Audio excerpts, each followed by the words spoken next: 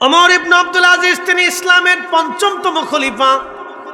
খোলাফায়ে রাশিদিনের অনুকূলে ওই সিস্টেমে তিনি রাজ্য চালাইছিলেন 2 বছর। মুসলিম মিল্লাতের খলিফা ছিলেন। উমাইয়াদের মধ্যে তিনি সর্বশ্রেষ্ঠ একজন খলিফা। তার স্ত্রীর নাম ছিল ফাতেমা। একদিন তিনি বাইতুল মালে গেলেন। খুব মনোযোগ দিবেন, বাইতুল মালে গেলেন। বাইতুল মালে যাওয়ার পরে ছোট্ট সন্তান ছেলেটাকে নিয়ে গেলেন। স্ত্রী ফাতেমাও তার সঙ্গে গেল। বাইতুল মালে অনেক ফল আসছে। বাইতুল মাল মানে রাষ্ট্রীয় কোষাগার। ধরেন বাংলাদেশ ব্যাংক। তখনকার দিনে এই সিস্টেম ছিল না।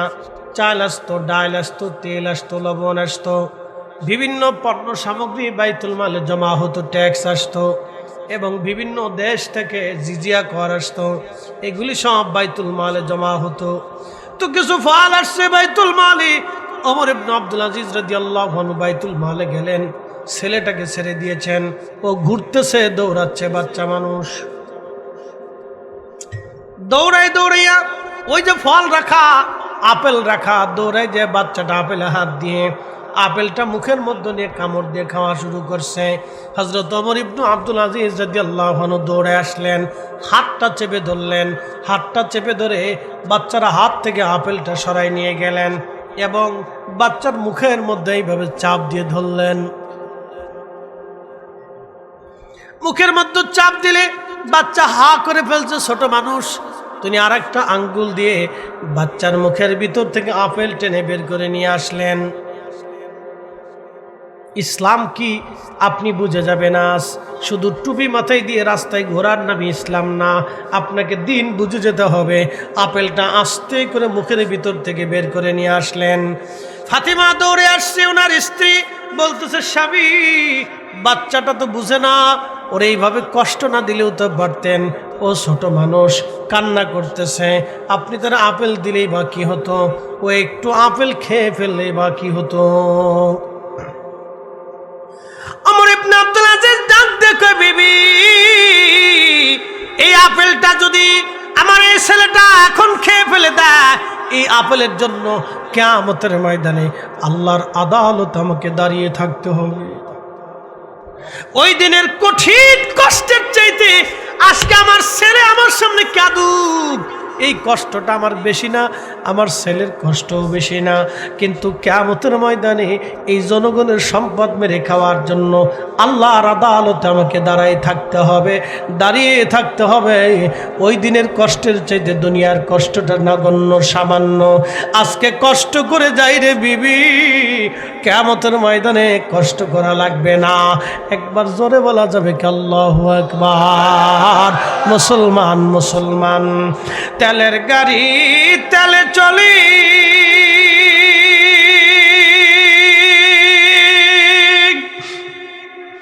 হাওয়ার গাড়ি হাওয়ায় উড়ে, বিনা তেলে চালায় গাড়ি নবী সুলাইমান। আমরা সেই মুসলমান, মুসলমান না টুসলমান। নির্বাচন আসবে না সামনে, ভোট টোট বুঝে টুঝে দিয়ে টাকা পয়সা খেয়ে দিন। ঠিক করলেও ঠিক, না ঠিক করলেও ঠিক, টাকা পয়সা খাইয়ে ভোট দিন। ভালো ব্যক্তি দেখে দিন, ভালো লোক দেখে দিবেন, যে ইনসাফ করবে, ন্যায় বিচার করবে, সমবন্টন করবে, গরিবের হক বুঝাই দিবে। এই লোক দেখে ভোট দিয়ে সিল মেরে দিয়ে, আজের লোকরে দিয়ে না, টাকা খাইয়া দিন ভরে সাক্ষী দিয়ে না, আমক ভাইয়ের চরিত্র ফুলের মতো পবিত্র, গম চুরি করে শেষ করে দিচ্ছে, এরকম সাক্ষী দিয়ে না। মুসলমানের জবানের অনেক দাম। কি কথা কর না কেন? মুসলমানের জবানের কি দাম বুঝাইতেছি আজকে। এখানে বিয়ে করছেন কারা কারা? হাত উঁচা করেন। না ওই যে ওরা করে নাই। যারা বিয়ে না থাক বাদ দিলাম, যারা বিয়ে করেন নাই তারা হাত উঁচা করেন। যারা বিয়ে করেন নাই, অবিবাহিত যারা, তারা আজকে যুদ্ধ হবে, অবিবাহিত আর অবিবাহিত আজকে যুদ্ধ হবে। কিরে, যারা বিয়ে করে নাই তারা, তুই বিয়ে করছো না তুচা করছ নাকি?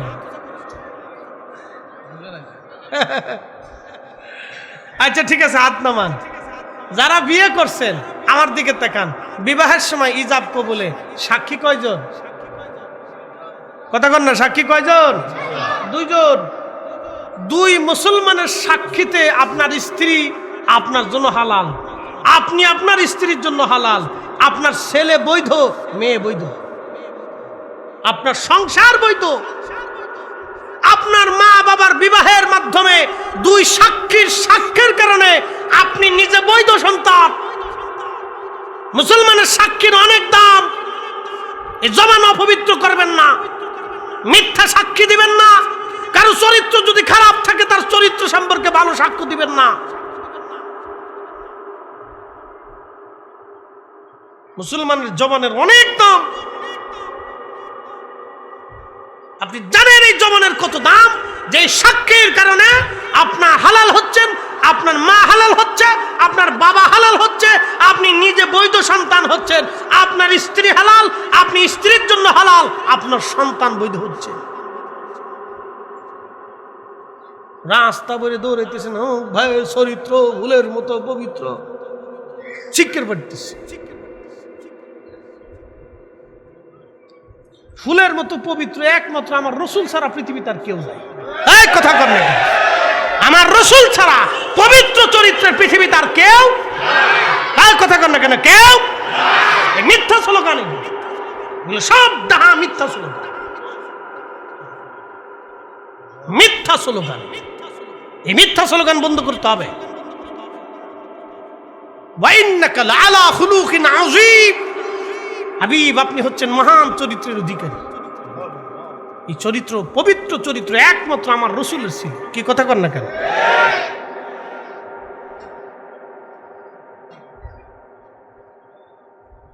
এই যে উচিত কথা বলছি, অনেকে বেজার হয়ে যাবেন যে হুজুর এসে কি করে দিয়ে গেছে। আজ করলে কি লাভ, শুনলে কি লাভ? লাভ হবে তার আমলে, আমলেও লাভ হবে না নবী প্রেম না থাকলে দিলে। নবী প্রেম থাকলে দিলে লাভ হবে কম আমলে। সুপারিশ করবেন নবী রোজ হাসরের ময়দানে। জ্ঞানী যারা বুঝে তারা শুধু ইশারায় নাদানের বুঝাইতে পারে আছে কে কোথায়। জ্ঞানীর মতো জ্ঞানী হলে অল্প কথাই বুঝে, কচুর মতো কচু হলে অল্প জালে সিজে। কথা বলেন ঠিক কিনা? সালাতুন ইয়া রাসূলুল্লাহ,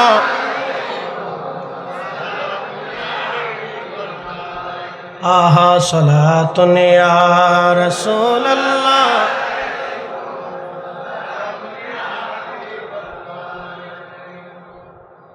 এই জন্য আমাদেরকে দুইটা জিনিস কবরে নিতে হবে। কয়টা? মনোযোগ দিয়ে বলেন কয়টা? এক নম্বরে ঈমান। এখন ঈমান কার অনুযায়ী নেবেন? খারিজি, রাফিজি, শিয়া, মুতাজিলা, জাবারিয়া। ঈমান নিতে হবে আকাঈদে আহলে সুন্নাত ওয়াল জামাত। কথা কন না কেন? আকাঈদে আহলে সুন্নাত ওয়াল জামাত, যে আকীদায় সাহাবীরা ঘুমিয়ে গেছেন, তাবিঈন ঘুমিয়েছেন, তাবিঈন ঘুমিয়েছেন, উলামায়ে মুতাকাদ্দিমিন, মুতাআখিরিন, সলফে সালিহিন, আউলিয়া, আতকিয়া, নুজাবা, নুকাবা, আখিয়ার, আবদাল, ওলি, গাউস, কুতুব, মুজাদ্দেদ ঘুমিয়ে গেছেন। এই আকীদায় যদি না ঘুমান, সর্বনাশ, সর্বনাশ, সর্বনাশ। ঈমান, ঈমান, ঈমান।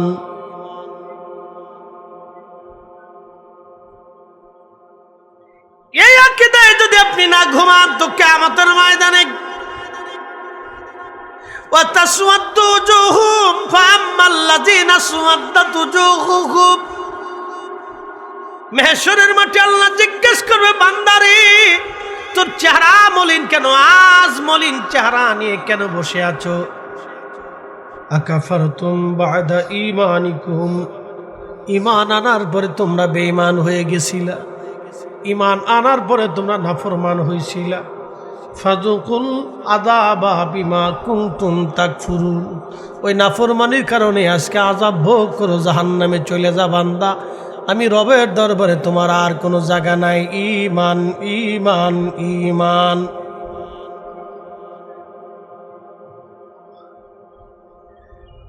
দুইটা জিনিস কবরে নিতে হবে, এক নম্বর ঈমান, দুই নম্বর আমল। ঈমান আমল, ঈমান আমল, ঈমান আমল। আনোয়ারাবাসী, দুইটা জিনিস নিয়ে কবরে যেতে হবে। সময় আমাদের কম, সময় আমাদের কম, জীবন ফাঁকি দিয়ে চলে যাচ্ছে।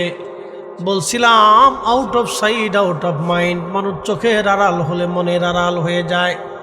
কবরে চলে গেছে 100 বছর আগে যারা, আজকে তাদের কবর চিহ্নহীন হয়ে গেছে। দাদার কবরের খবর আপনার কাছে অনেকেই নাই। আমার দেশে অনেকের দাদার কবর হারিয়ে গেছে। তার আগের যিনি দাদার বাবা ছিলেন তার কবর হারিয়ে গেছে। তার আগে যিনি ছিলেন তার কবর আজ নিশ্চিহ্ন হয়ে গেছে। তাদের কবরের পাশে দাঁড়িয়ে দোয়া করার হাজার কেউ নাই। একদিন আমাদের আসবে, আমরাও কবরে হারিয়ে যাব। সন্তান যদি নেককার হয় কবরে হাত বাড়াবে, অথবা নামাজে হাত ধরে স্মরণে দোয়া করবে, রব্বির হামহুমা কামা রব্বায়ানি সগীরা। আর যদি সন্তান নাফরমান হয় তাহলে সে তো ভুলেই যাবে, মনে রাখবে না। সন্তানের পালা শেষ, নাতির পালা আসবে। নাতিরা তো দাদা নানার খবরই রাখবে না। যদি মনে পড়ে তাহলে কবরের পাশে যেতে পারে, নতুবা মনেই নাই। বছর গেল, মাস গেল, বছর গেল, কোনো খবর নাই। ঈদের দিন হয়তো কোনো রকম কবর একটু জিয়ারত করে, অথবা বছরেই তো দোয়া করে না। না, আল্লাহ বলেন হাবিব উম্মতকে জানান প্রত্যেক নামাজের পরে যেন ওরা দোয়া করে, বলেন রব্বির হামহুমা কামা রব্বায়ানি সগীরা। এখন বলেন যে দোয়া মানে না সে দোয়া করে কোন সময়? যেই ছেলে দোয়া মানে না ও দোয়া করে কোন সময়? যে দোয়া মানে না সে দোয়া করে কখন? স্বপ্নে কলা খাইলে কি পেট ভরে? স্বপ্নে কমলা খাইলে কি পুষ্টি হয়? স্বপ্নে খাবার খাইলে কি বাজান শরীর গঠন হয়? স্বপ্নে যেমন খাইলে শরীর গঠন হয় না, হাত তুলে আল্লাহর দরবারে চোখের পানি ছেড়ে বাবা মার জন্য দোয়া না করলেও কাজ হয় না, ঠিক কিনা? দোয়া করতে হবে, দোয়া মানতে হবে। যারা দোয়া মানে না ওরা এক প্রকারের বেদাতি। আমরা বেদাতি না বাজান, ওরাই অরিজিনাল বেদাতি। আল্লাহ বেদাতি থেকে আমাদেরকে হেফাজত করুন। আওয়াজ তুলে জোরে বলেন আমিন। আমাদের ফরিদপুরের ভাষায় উচিত কথায় মহই বেজার, গরম ভাতে বিলাই বেজার, ডাল ভাতে কুটুম চিনেন আপনারা? আত্মীয় বেজার। ডাল ভাত দিলে আত্মীয় বেজার হয়ে যায়, গরম ভাত দিলে দেখবেন বিলাই কান্দে, খালি বিলাই লাফালাফি করবার আপনার বিরাট ধমকাবে, কেলে কিন্তু সেটা গরম খাইতে পারতেছি না। গরম ভাতে বিলাই বাজার, ডাল ভাতে আত্মীয় বেজার। উচিত কথা বললে মাই বেজার হয়। ভাইজান আমার কথা ক্লিয়ার, কোনো ভেজাল টেজাল নাই। এই জন্য বলতেছি যদি বাঁচতে চান তাহলে অবশ্যই দুইটা জিনিস নিতে হবে। এক নম্বর ঈমান, আকাইদে আহলে সুন্নাত ওয়াল জামাত। 2 নম্বরে আমল। দুইটা জিনিস নিয়ে যদি কবরে যেতে পারেন তাহলে সাকসেস। আর যদি যেতে না পারেন তাহলে আপনার আমার জীবনে বড় সর্বনাশ হয়ে যাবে। যদি যান তাহলে আল্লাহ আপনার জন্য একটা জায়গা নির্বাচন করেছেন, জাযাউহুম ইনদা রাব্বিহিম জান্নাতু আদনিন তাজরি মিন তাহতিহাল আনহার। বান্দারে তোমার জন্য একটা জান্নাত বানাইছি, ওই জান্নাতের নিচ দিয়ে নহর প্রবাহিত হবে। কতদিন তুমি জান্নাতে থাকবা? দুনিয়াতে আমরা কেউ 100 বছর, কেউ 90, কেউ 80, 70। যদি 40 বছর পার হওয়ার পরে ধীরে ধীরে চোখের পাওয়ার কমতে থাকে, শরীরের শক্তি কমতে থাকে, রক্তের তেজ কমতে থাকে, আপনার ব্রেনের স্মৃতিশক্তি কমতে থাকে, কানের শ্রবণ শক্তি কমতে থাকে, জিহ্বার পাওয়ার কমতে থাকে। শরীরের ভিতরে নানান রোগ আসতে থাকে, একটার পর একটা রোগ আসে, রোগ রোগ রোগ। বন্ধু 70-80 বছর হয়ে গেলে তখন জীবন আর জীবন কয় না, ছেলে পছন্দ করে না, নাতি নাতকুর পছন্দ করে না, বৌমার কাছে ভালো লাগে না, বৌমা কয় বুড়া বারবার ঘ্যান ঘ্যান ঘ্যান ঘ্যান করে, বুড়া 70-80 বছর হয়ে গেছে, মরেও না। আর যদি একবার ঘরে ভিতরে বাথরুম পায়খানা পেশাব করে দেন তাহলে আর আপনার কোনো মূল্য নাই, আপনি মূল্যহীন হয়ে গেলেন। আর যদি একবার কামাই রুজি আপনার বন্ধ হয়ে যায় তো ছেলেও পছন্দ করতে চায় না, মেয়েরাও পছন্দ করতে চায় না, বেটার বউরা তো পছন্দ করবারই চায় না। তখন জিন্দিগিতে অনেক বৃদ্ধ মানুষ মনে মনে বলে, আল্লাহ এই জীবনের চাইতে তুমি আমার উঠায় নিয়ে চলে যাও। আর যদি কোনো মা বাবাকে বৃদ্ধাশ্রমে পাঠায় দেয়, তার জীবন জেলখানা হয়ে যায়, ওই জীবনের চাইতে কবরে চলে যাওয়া বলো। মাঝে মধ্যে বৃদ্ধাশ্রমে যাবেন, যাওয়ার পরে দেখবেন কত বৃদ্ধ কত মা বৃদ্ধাশ্রমে সন্তান আছে। একদিন বৃদ্ধাশ্রমে সাক্ষাৎকারে দেখলাম এক মুরব্বী চোখের পানি ছেড়ে ছেড়ে কাঁদে আর বলে, আমার 4টে সন্তান। একদিন আমার সংসার ছিল, আমার ছোট্ট সংসারে 4টে সন্তানের জায়গা হয়েছে, আজকে 4 সন্তানের 4টে সংসার হয়েছে। আমার মতো একজন বৃদ্ধ মানুষের 4 সংসারে আমার জায়গা হয় না। এর চেয়ে দুঃখ পৃথিবীতে কিছু হতেই পারে। বৃদ্ধ আফসোস করে বলতেছে, 4 সন্তান আমার কাছে ছিল, 4টে সন্তান আমার কাছে জায়গা হয়েছে, আমার ঘরে বিশ্রাম হয়েছে, খাবার হয়েছে, চিকিৎসা হয়েছে। আজকে 4টে সন্তানের 4টে সংসার হয়েছে, আমি বৃদ্ধির জায়গা হয় না। আহা, এরকম সন্তান বহু আছে, ভাবেন না যে নাই, তা না, বহু আছে। বাংলাদেশে হাজার হাজার হাজার হাজার আছে। কি করে আপনাকে বুঝাবো বন্ধু? প্রিয় উপস্থিতি, এই জন্য আখিরাতের চিন্তা করেই যাবেন। আখিরাতের চিন্তা করতেই হবে আপনাকে। যদি না করেন তো জীবন বৃথা হবে, জিন্দেগি মিথ্যা হবে, এই জীবন মিথ্যা হয়ে যাবে। আখিরাতের চিন্তা করেই তারপরে কবরে যান। আমার নসিহত করার মতো যোগ্যতা আমার নাই, শুধু পরামর্শ আপনাকে দিতে। 40 বছরে কোরআন শরীফ নাজিল হলো নবীজির উপরে। 40 বছরের জীবনে কোনদিন আল্লাহর নবী একটা মিথ্যা কথা কোনোদিন বলেন নাই। 40 পরে কোনোদিন মিথ্যা বলেন নাই। সুবহানাল্লাহ বলবেন না? এই সূত্র ধরে আপনি সারা পৃথিবীতে একটা মানুষ তালাশ করেন, শ্রোতা বক্তা, কেউ এ তালিকার ভিতরে নেই। সারা জীবনে আমার নবীজি কোনোদিন এক চুল পরিমাণ কারো আমানত নষ্ট করেন না। এই সূত্র ধরে তামাম দুনিয়াতে একটা মানুষ তালাশ করেন, সারা পৃথিবীতে। তাহলে রসুলের তুলনা রসুল নিজেই। কথা কর না কেন, জোরে বলেন। নবীর তুলনা উনি নিজেই, উনি ব্যতীত আর কোন তুলনা নাই। এত দলিল লাগে না তো, সারা রাত দলিল দিয়ে কিতা করতে হবে? যে বুঝে সে অল্পতে বুঝে, যে বুঝে না সারা রাত বুঝানোর পরে কেউ সীতাকার বাপ ছিল। সীতাকার বাপ।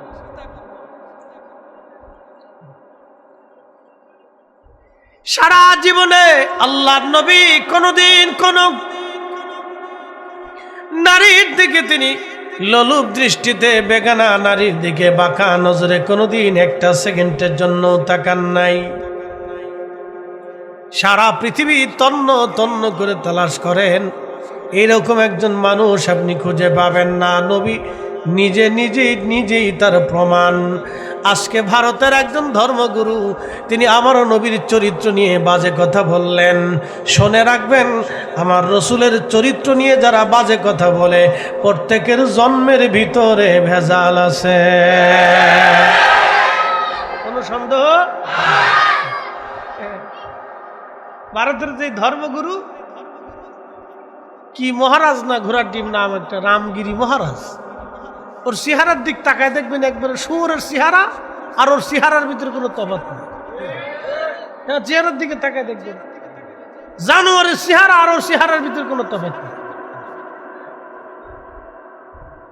আচ্ছা, জীবনে কোনোদিন দেখছেন আমরা কোনো ভগবান নিয়ে বাজে কথা বলছি? কোন ধর্মগুরু নিয়ে কটাক্ষ করি? এটা আমাদের আদতের বাহিরে, আমরা এগুলি করি না। যার ধর্ম পালন করতেছে করুন, ওটা তার বিষয়। আরে রসুলকে ভালোবেসে জীবন দেওয়ার মতো লক্ষ লক্ষ নবীর উম্মত এখনো পৃথিবীতে জিন্দা। কথা বলেন ঠিক কিনা? বুঝে কি ছাতা ওরা?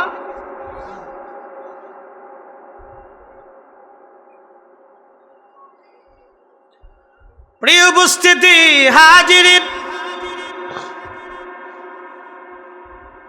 আল্লাহর নবীকে ভালোবেসে জীবন দিয়েছিলেন ইলমুদ্দিন।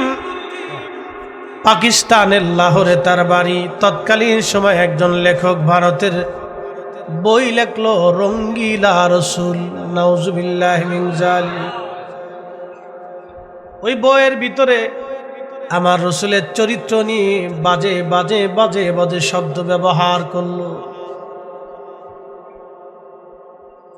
সারা ভারত উপমহাদেশের মুসলমান সবাই তেজে উঠলেন। হতে পারে না, আমার রসুলের জীবনী নিয়ে এমন বাজে বক্তব্য লেখনি, তাকে শাস্তি দিতে হবে, ফাঁসিতে ঝুলাইতে হবে। কিন্তু তখন চলতেছিল ব্রিটিশ আমল, ব্রিটিশদের নীতি মুক্ত মনা। তারা বলেন যে যাই বলুক যাই করুক কোনো বাধা হবে না, ধর্ম যার যার মতো সেটাই করবে। কিন্তু কেউ কারো ধর্মে যদি কটাক্ষ করে তাকে শাস্তি দেওয়া যাবে না, এটা ছিল তাদের নীতি। মুসলমান খেপে পড়ল, শাস্তি তার হয় না। ইলমুদ্দিন নামে একজন কাঠ মিস্ত্রি কোন রকম জুগালি দিয়ে তার জীবন চলতো, দিন আনতো দিন খাইতো, কাজ হলে ভাত পেত, কাজ না হলে না খেয়ে থাকতো। এই যুবকের কলিজার ভিতরে রসুলের প্রেম দাও দাও করে উঠল। ইলমুদ্দিন তিনি কাঠ মিস্ত্রি ছিলেন। কিছু বেতন পাওয়ার পরে একটা ছোট্ট ছুরি কিনলেন, দুপাশ ধারালো ছুরি। চিন্তা একটা, হয় আমি বাঁচবো না হয় ও বাঁচবে, না হয় আমি মরবো না হয় ও মরবে। আমার রসুলের সামনে এত বাজে শব্দ মেনে নিতে পারবো না, ওকে হত্যা আমি করেই ফেলবো। আওয়াজ তুলে বলবেন কি আল্লাহু আকবার। ওরা বুঝে না যে রসুলকে মহাব্বত করে জীবন দেওয়ার মতো লক্ষ লক্ষ নবীর উম্মত পৃথিবীতে এখনো জিন্দা। এক কথা বলেন ঠিক কিনা? ইলমুদ্দিন ওখান থেকে রওনা দিছে, কোনো লেখাপড়া নাই, কোন রকম বক্তব্যে পড়ছে। কাঠ মিস্ত্রি জুগাইলে চিনেন না? Helper helper. আমাদের ফরিদপুরের ভাষা বলে জুগাইলে, আপনাদের চট্টগ্রাম কি কয়? জুয়াইল্লা জুয়াইল্লা। এই তো জুগাইল্লা জুয়াইল্লা কি কথা আর কি, 29 তো আর গো এই আর কি। নোয়াখালী পানি আর হানি পর জায়গা হ মিলে দিছে। আর ব্রাহ্মণবাড়িয়ার আশুগঞ্জে ভৈরব অঞ্চলে খাওন ডেকা হাওন, খড়ে হ বানাই দিছে। আর কিশোরগঞ্জে গেলে খাওন ডেকা কাউন, খড়ে খ বানাইছে। এই আর কি। একই দেশের ভিতরে কত কোয়ালিটি। আর সিলেটে যদি জানতো লোক দেখি তাও খাইতা রে, বা সকালেও খাইতা না বিকেলেও খাইতা। সিলেটি। আর পুরান ঢাকায় গেলে তোর বাপরে হালা কর, কে আবে হালা বালা আছো না। পুরান ঢাকার কথা কে বাপরেও শালা কয়, দুলাবারও শালা কয়, ভাইরও শালা কয়, হালায় হালায়, বুঝছেন না? ওরকমই আর কি। এটা আঞ্চলিকতা। এটা কি আঞ্চলিকতা? প্রত্যেক মায়ের ভাষাই সুন্দর, এটা অসুন্দর না। তো ইলমুদ্দিন কোনো লেখাপড়া নাই। আচ্ছা বলেন তো, অনেক লেখাপড়া দেখে রসুলের ইশক আসে? না না, অনেক লেখাপড়া দিয়ে রসুলের ইশক আসে না, এটা আল্লাহর দান। কথা কোন ঠিক কিনা? অনেক পয়সা দিয়ে রসুলের ইশক হয় না, এটা আল্লাহ প্রদত্ত নিয়ামত। আল্লাহ যাকে খুশি তার কলিজার ভিতরে দিয়ে দেয়, যারে পছন্দ করে তার কলিজার ভিতরে দিয়ে দেয়। হযরত ইলমুদ্দিন রওনা হয়ে গেল। পাকিস্তানের লাহোর থেকে ভারতের দিল্লি পর্যন্ত আসছে সে অনেক কষ্টে। খোঁজ নিয়ে জানলো সেই লোকটা কোথায়। আদালতে বসা ছিল লোকটা, রায় হবে। ইলমুদ্দিন চিন্তা করলো ব্রিটিশ আদালত তোর বিরুদ্ধে রায় দিবে না। পাশে পাশে যা বসলো, চিন্তা করলো আজকেই তাকে শেষ করে দেওয়া হবে। এই আদালত প্রাঙ্গণে ইলমুদ্দিন তাকে হত্যা করে ফেলল। একবার জোরে বলা যাবে কি আল্লাহু আকবার। রাসূলের আজকে জীবন দেওয়ার লক্ষ লক্ষ উম্মত এখনো পৃথিবীতে জিন্দা। ওরা যদি মনে করে রাসূলের সম্পর্কে বাজে কথা বলে নিস্তার পেয়ে যাবে, মুসলমান চুপ থাকার জাতি না, মুসলমান জীবন দেওয়ার জাতি, জিহাদ করার জাতি। কথা বলেন ঠিক কিনা?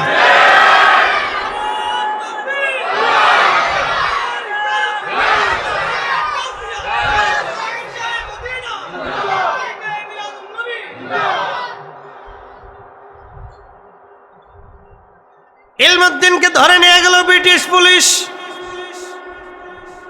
আল্লামা ডক্টর ইকবাল তখন জিন্দা। আল্লামা ডক্টর ইকবাল তখন জিন্দা। আল্লামা ইকবাল লিখেছিলেন মগজ করা রোহে ইমা জানে দিন হাসতে হব্বে রহমাতুল লিল আলামিন। কোরআনের মগজ বলো, ইমানের রুহু বলো, ধর্মের প্রাণ বলো, সব কিছুর মূলে আমার নবীর ভালোবাসা। নবীর ভালোবাসা যেখানে ইমান আছে সেখানে।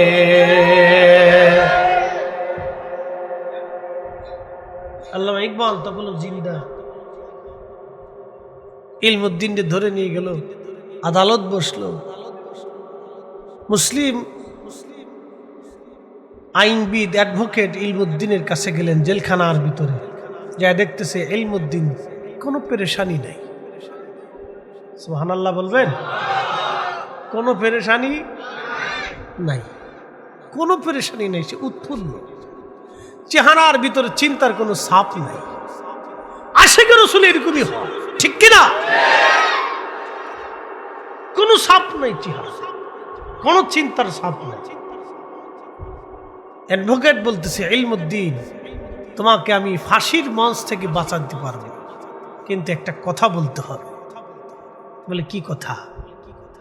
বলতেছে তোমাকে বলতে হবে যে তুমি ওই সময় খুন করেছিলে, তুমি মানসিকভাবে একটু অসুস্থ ছিলা। ইলমুদ্দিন জবাব দিল, অ্যাডভোকেট, যে রাসূলের প্রেমের মালা গলায় দিয়ে প্রতিশোধ নিতে এসেছি, জীবন চলে যাবে, আমি মিথ্যা বলতে পারবো না। আরো জোরে বলেন আল্লাহু আকবার। হ্যাঁ হয় না? আরো জোরে বলেন আল্লাহু আকবার। ইশকে রাসূল হাসতে হাসতে জীবন দিতে না পারে। ইতিহাস বড় কঠিন, হাসতে হাসতে জীবন দিতে প্রস্তুত না। হযরত ইলমুদ্দিন বিচারক আইনজীবীকে বলে দিলেন, আইনজীবী চলে যান, যেই নবীর প্রেমের মালা গলায় দিয়েছি, মৃত্যু হবে, ফাঁসি হবে, কোনো চিন্তিত আমি না। বাঁচার জন্য তাকে হত্যা করি নাই। আমি জানি তাকে হত্যা করার পরে আমার ফাঁসি হবে। আমি রাসূলের প্রেমের মালা গলায় নিয়ে ফাঁসির দড়ি গলায় নিতে প্রস্তুত আছি। কে ওফা তূনে মুহাম্মদ সে তু হম তেরে হে ये जा चीज ही किया लौह कलम तेरे बलगल उला बिकमालिही कशफत दुजा बिजमा हसनत जमीअ खुसालिही सल्लु अलैहि वा कलेमा तौहीद अर्श लेखा बामत मुहम्मद का হাবিবের পাশে হাবিব বসা, ও বন্ধুর পাশে বন্ধু বসা, কালেমাতে আসে প্রমাণ, বালাগাল উলা বিকামালিহি কাশাফাত দুজা বিজামালিহি হাসনাত জামিউ খুসা।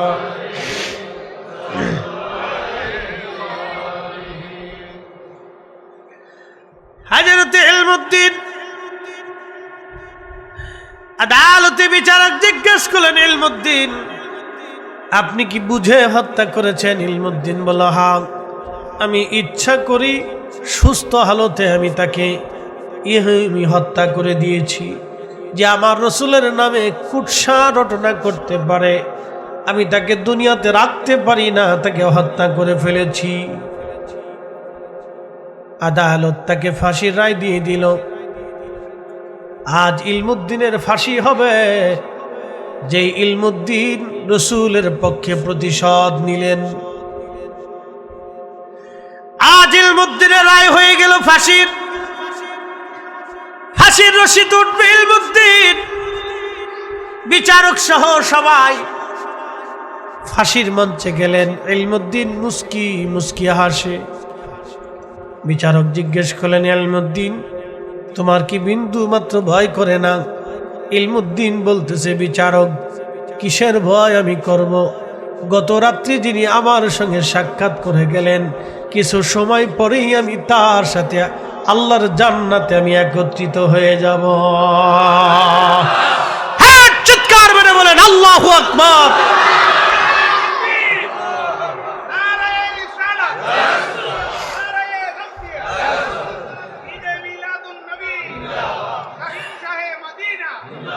হযরত ইলমুদ্দিন বলতেছে, বিচারক গত রাত্রিবেলা আমি যার সাথে সাক্ষাৎ করেছি, যিনি আমাকে দিদার দিয়ে গেছেন, আজ জান্নাতে আমি তার সাথে মিলিত হব একসঙ্গে। আমি হাসবো না তো কাঁদবো নাকি? আমি সেই খুশিতে হাসতেছি। কিছু সময় পরে আমার ওই রসুলের সঙ্গে আল্লাহর জান্নাতে আমি একত্রিত হব। আহা, হয় না? আরো জোরে বলেন। রসুল আসে না নাই? না হয় না? আরো জোরে বলেন, আসে না নাই? উম্মতের সাথে দেখা দেয় কি দেয় না? কথা বলে কি বলে না? নবীর জায়গায় নবী আছে অন্ধ, কানা, চোখের জায়গায় চোখ নাই। আমার রসুলের জায়গায় রসুল আছে। উম্মতের বাগানে নবী খোঁজ খবর নিয়ে রাখেন, উম্মতের কার সাথে নবী খোঁজ খবর নেন। উম্মত কেমন আছে নবীর দরবারে খবর হয়। কথা বলেন ঠিক কিনা? যদি বিশ্বাস না করেন তো রসুলের প্রেমে জীবন দিয়ে দেখেন, জীবন ধন্য হয়ে যাবে, কোনো সমস্যা নেই। মুসলমান খুবই মনোযোগ দিবেন। রসুলের ইশকে এরকম যুগে যুগে যুগে যুগে আশিকরা জীবন দিক, জীবনকে ধন্য করলো।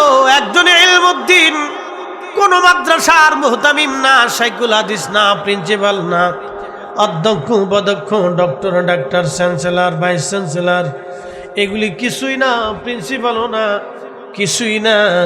তিনি একজন সাধারণ কাঠ মিস্ত্রি।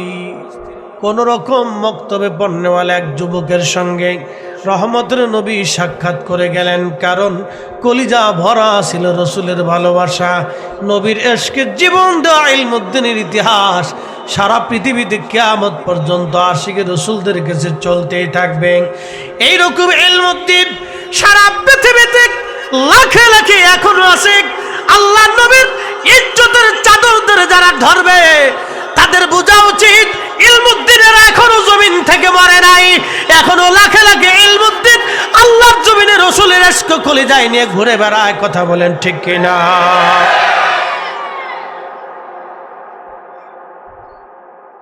উপস্থিতি, এই ইশক কিয়ামত পর্যন্ত চলতে থাকবে, এটা কখনো নিভে যাওয়ার নয়। আমার রসুলের ইশক দিয়ে দুনিয়া চলবে। মুসলিম মিল্লাতে আমার অনেক ভাইরা চিন্তা করেন বুঝি মিলাদুন নবী আমরা বন্ধ করে দিব। না না না, কিয়ামত পর্যন্ত চেষ্টা হবে জমিন থেকে মিলাদুন নবী বন্ধ হবে না। না কথা কোন ঠিক কিনা? ওরা ভাবছে আমরা ধাক্কা দিয়া বঙ্গোপসাগরে ফেলে দিব না, ধাক্কা দিয়া বঙ্গোপসাগরে ফেলে দিব, কর্ণফুলীর মধ্যে ফেলে দিব, পদ্মা গঙ্গা যমুনার মধ্যে ভাসায় দিব না। হাজার চেষ্টা করবে, আহলে সুন্নতুল জামাত এটা আমার জামাত না, এটা আল্লাহর নবীর জামাত, সাহাবায়ে কেরামের জামাত। আল্লাহর ওলির এই জামাতের পতাকা নিয়ে জমিনে এসেছিলেন 360 আউলিয়া 12 আউলিয়া অসংখ্য ওলিরা এই জামাতের পতাকা নিয়ে জমিনে এসেছিলেন। এই পতাকা জমিনে উড্ডীন করে রেখে গেছেন। এই জমিনে আল্লাহর ওলিদের উত্তরসূরি এখনো আছে, কিয়ামত পর্যন্ত চলতে থাকবে। জমিনে ওলি না থাকলে জমিন ধ্বংস হবে, যত সময় ওলি থাকবে তত সময় জমিন ধ্বংস হবে না। ওলি শূন্য হলে জমিন ধ্বংস হয়ে যাবে। অতএব জমিন কখনো ওলি শূন্য হবে না। আর আহলে সুন্নাতুল জামাত জমিন থেকে কখনো বিদায় নেবে না। এটা কিয়ামত পর্যন্ত চলতে থাকবে। একবার জোরে বলা যাবে কি মারহাবা? আপনাকে বুঝে যেতে হবে, ও কিয়ামত পর্যন্ত এই বাতি জ্বলতে থাকবে, নিভানোর জন্য বহু লোক ফুয়াইতে থাকবে, কিন্তু তাদের ফুতে বাতি নিভবে না। চলবে, এটা নিভবে না।